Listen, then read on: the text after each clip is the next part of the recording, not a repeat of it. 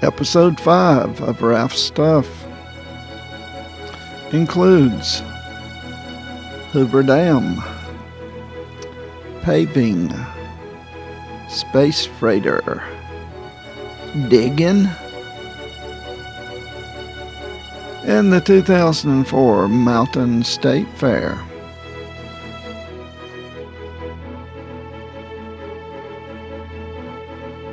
Again for episode 5 of Ralph's Stuff. Starting to really enjoy this and getting in the swing of it, I think. Got a good show for you tonight. Pat and I visited Hoover Dam back in August, and that starts off the show. We paved our place here, and that was quite interesting. And there's some other good stuff too. We hope you really enjoyed the show and keep watching. Thank you.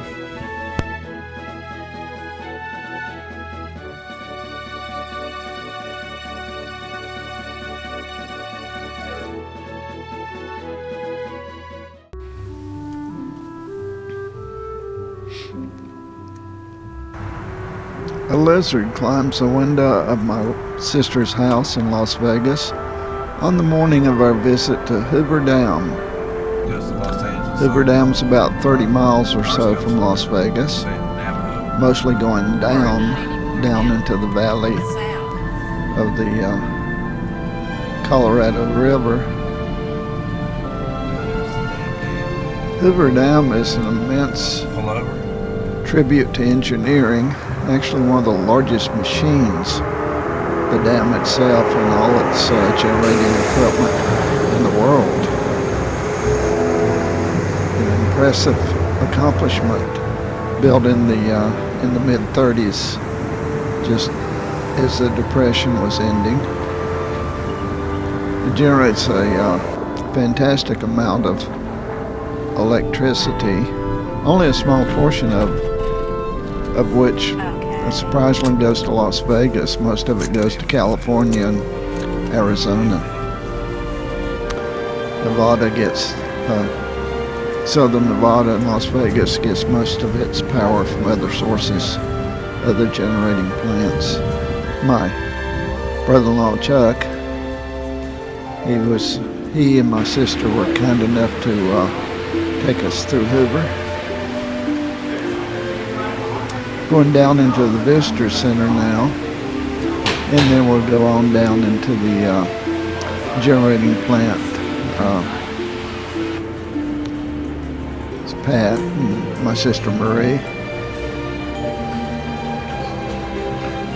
Well, on the Nevada side, we'll be visiting the Nevada generator room, which is huge.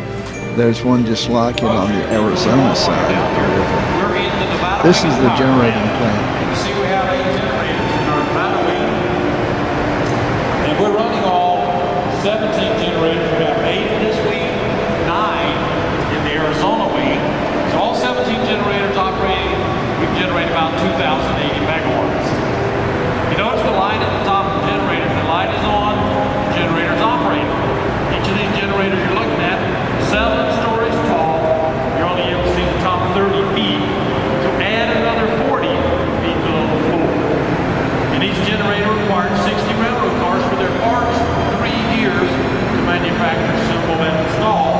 With generators numbers 1, 2, and 4 being the first 3 installed in 1936, we came online generating electricity. The power we generate is divided between 3 states. 56% of our power goes to Southern California. 25% of the power is going to Southern Nevada. And that leaves 19% going to Arizona. Also on the floor below, you can see the rust-colored horizontal generator. Now this is the Pelton water wheel generator. It has a fence around it. This is generating power for our use here at Hoover Dam. It produces 2.4 megawatts, and one large generator is producing about 130 megawatts. For the maintenance of our generators, if you look up, you'll see right in front of us the bridge crane has the flag attached, and right behind it is the other. So we have 2 in each wing. They can travel the entire length of this wing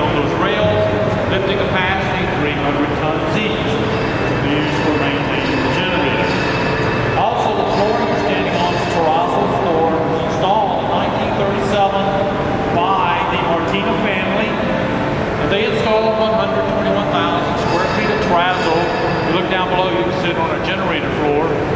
That's the cost. Estimated cost to have it installed today is about $8 million. 1937, Martina family was paid a whopping sum of $60,000. That cost also included the design. If you look around, the guys behind you.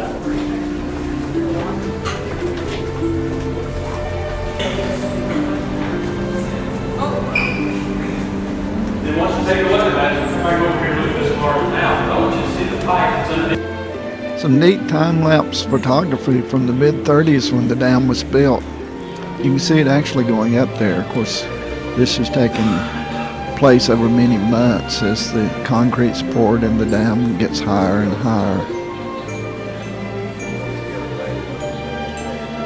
It's amazing. This is in the little museum at the this is in the interesting museum at the Visitor Center.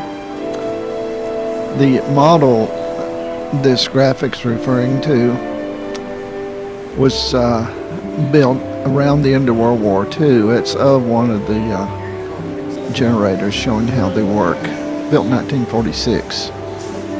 And it still works. It was impressive. They even have a cutaway of one of the incredibly huge generators there you can walk through.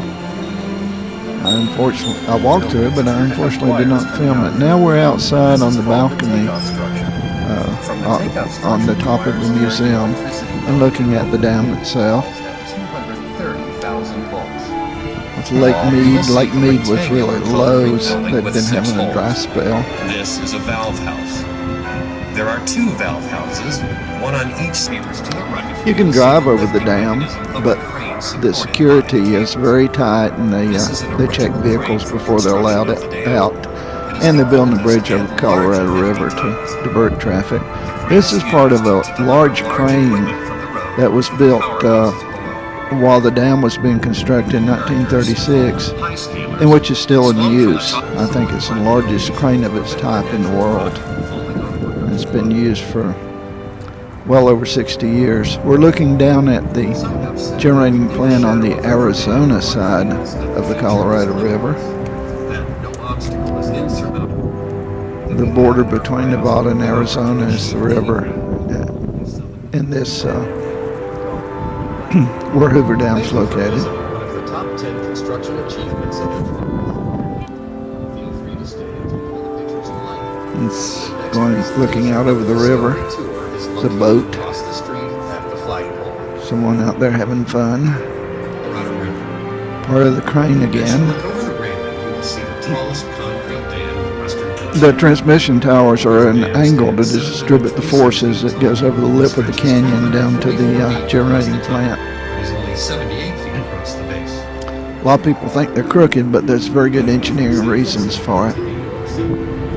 A lot of rock was dug out when the dam was being built in the 30s, and was an extremely dangerous job. Officially something like almost 100 people died in the construction of the dam. They say unofficially the total was actually higher than that. But a huge generating plant was constructed, and we hope the dam will be around for probably hundreds of years yet. 55 degrees. Certainly changed southern Nevada. You'll notice the roofs of both buildings appear to have wires coming out of them. This is called the takeoff structure. From the takeoff structure. Named after President Herbert Hoover, of course. He was an engineer, one of the few engineers, probably the only engineer that's ever been president, and he was involved in the construction of the dam and getting it approved and so forth. This is a monument to the people who died in building the dam.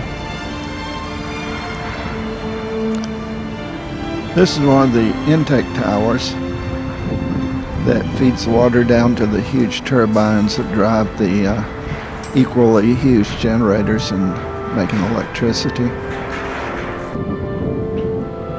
A truck coming over the dam.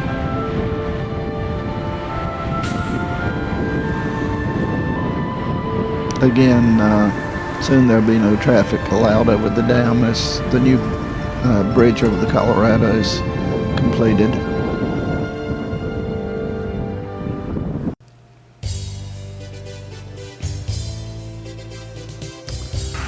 Where I now live has been my permanent address since I was 3 months old in 1946. Additionally, I've run a business from here for the last 30 years. So I finally got tired of dirt, muddy driveways and decided to have them all paved. And we did so back in August, having found a good paving company that gave us a decent price. That's Stan on the tractor. Stan's the man when it comes to grading. And we had several hundred feet of driveways that, again, for both the house and the business, that had to be graded before they could be paved. So the process is grade, put down stone, and then put down asphalt. This is all on the first day when it was just all grading and trucking in some stone. Stan's going across the field there to dump the dirt down in one of my fields to get it out of the way. You guys digging in front of the house. Now Stan, no, it's not Stan. There's somebody else on the tractor, but he's loading dirt from in front of one of the office buildings that we have. You see some of the old barns down in the background.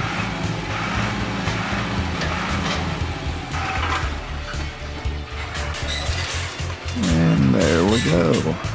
This was rather fascinating to work and to watch, rather. And I just recently got my camera, so I documented it. Oops, he's spinning the wheel. Hey, got it. Got traction. Tractor got traction.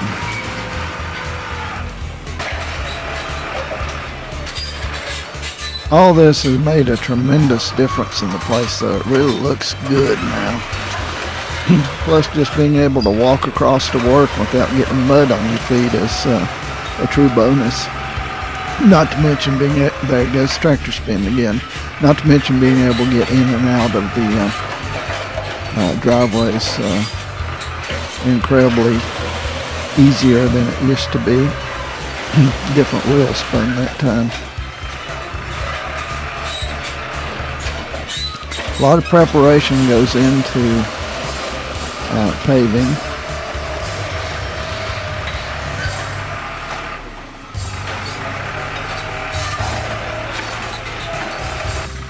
Okay, day 2. We're supposed to get some paving done today, but right now it's still early in the morning and foggy, and the rock's being smoothed out just a little bit more in preparation to laying down the asphalt.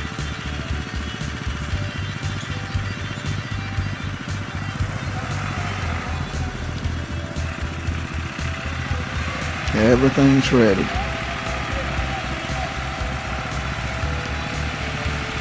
And we were really excited about the pavement going in. Fire was heating the tar up. They were just getting ready to go, and it looked like rain. So about 2 o'clock, everybody went home. Disappointment. Had to wait till the next day. But day 3, 7:30 a.m., the paving machine is moving. These machines are quite interesting. They cost an immense amount of money, but they do a tremendous job.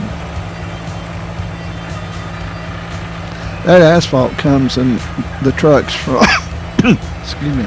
Asphalt comes in the trucks from the paving plant, the asphalt plant, which nobody wants next to their house, by the way. I think this one was over across the river somewhere around Weaverville or somewhere over in that area. But the asphalt is 350 degrees when it comes, and then it's dumped into the machine, and the machine lays it down, as you can see there. We put down over 195 tons of asphalt during that one day, And of course, they completed my complete paving job during that time. These guys are really good. You get a lot of practice.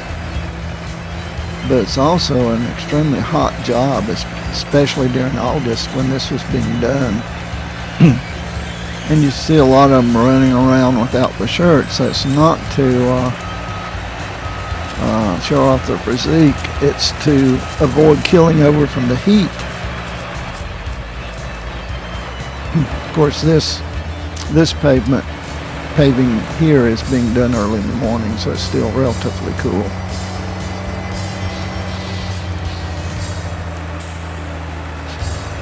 And they're doing, see the driveway going up there in one of my driveways. And this is a parking area that's being paved at the moment. Later on, you'll see the job completed. We had the parking lot striped so people would know where to park. That's my house, by the way. And then we put down wheel stops so people would know where to stop, and it looks really good. Again, that's coming up at the end of this segment. Now that guy has a fun job rolling the asphalt with the little steamroller. Call it a steamroller. They used to be steam powered. Now, of course, they're run by gasoline.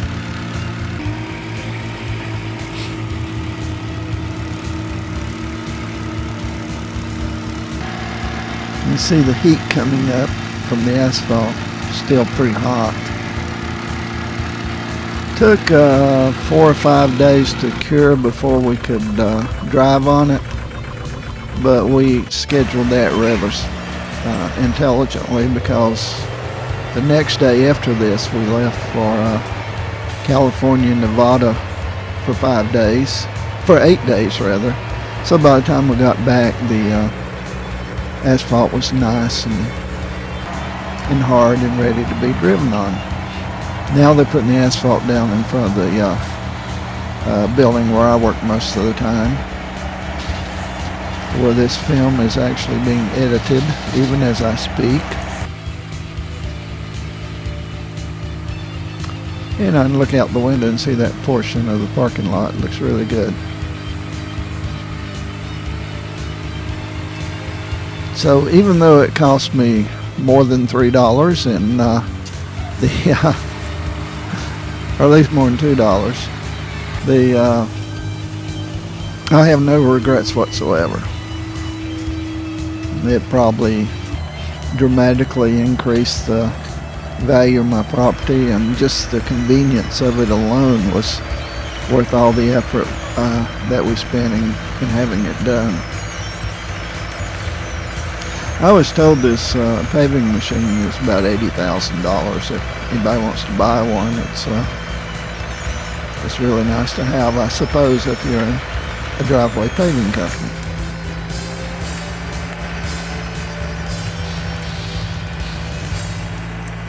The guy twirling the crank there is watching the edge of the asphalt, make sure that it stays straight and in the right place. I've got to clean out my garage. Look at all that junk. But then that's what garages are for. You don't want to put your car in there. You use it for storage. This is my residential driveway. The business driveway, since we have the big 18-wheelers come in to deliver product, we had that made thicker. But so this looks thick on the residential driveway, but the other driveway is much thicker for the big trucks. And they're getting close to the end of it. They're almost out to the road. Oh, this is the complete, I call it my interstate highway system. That's I-1 is the residential driveway going up to my house, and I-2 goes by my warehouse. So Dwight D. Eisenhower, who came up with the our current interstate highway system has nothing on me. I have an interstate highway system. Now in September, we finally got around to having the lines painted, the parking to so people could park in a designated area. And that's a science in itself. I considered, albeit briefly, actually doing this, actually getting the equipment and painting my own lines. You can buy the small kits to do lines in parking lots. And I said, no, let's get them put down straight. So I'm glad I did. It wasn't very expensive, but it looks real good. And I've got a handicap parking place. You have to have those by code and regulations. So we made sure that was done correctly. The striped area, by the way, is so that mobility vans can pull up and lower the ramps, so people in wheelchairs have access to our small store there.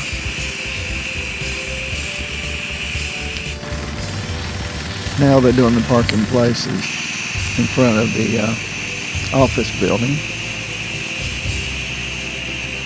Through the bottom window on the left is where I'm editing this at the moment.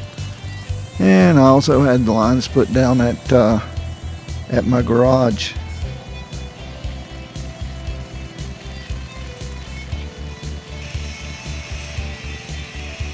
And they're putting down the second coat now.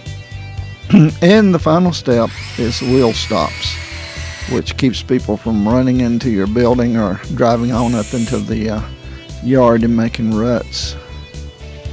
And that's not only do they serve that utilitarian purpose, they look very nice too. They add a lot to the looks of the place. That's our friend Fremont Brown doing the drilling.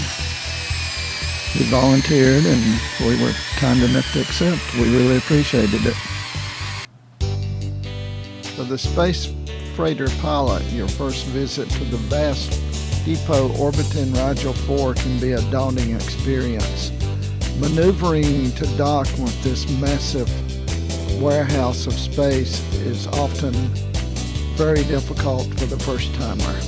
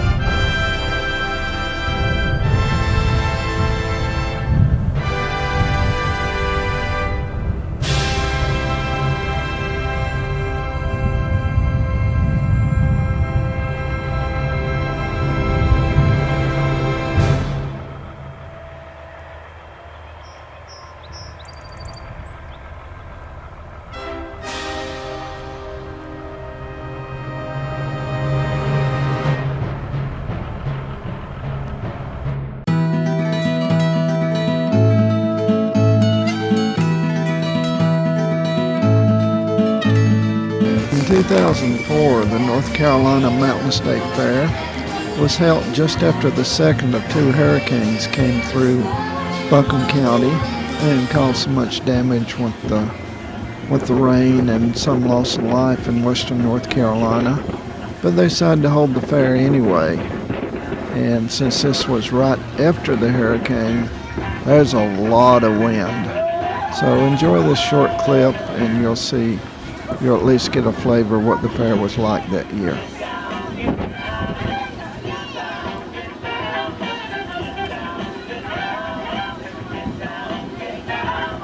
At 4 o'clock, the Hogway Speedway Racing Pigs will be going on down along Military Way. Also at 4 o'clock, the Junior Mean Goat Show will be taking place in the Davis Arena. Folks, make sure you check out your North...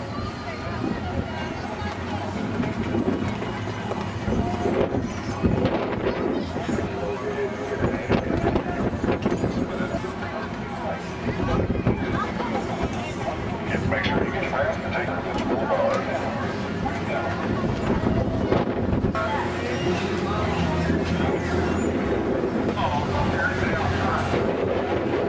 Kids, make sure you keep an eye out for our jobs. On its way.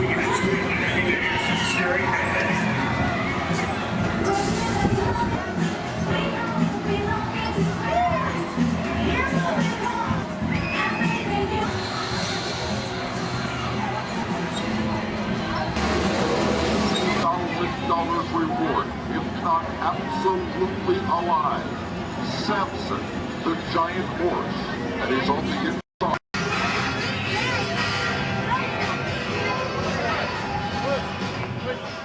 Go to ralphwroberts.com to see this show again.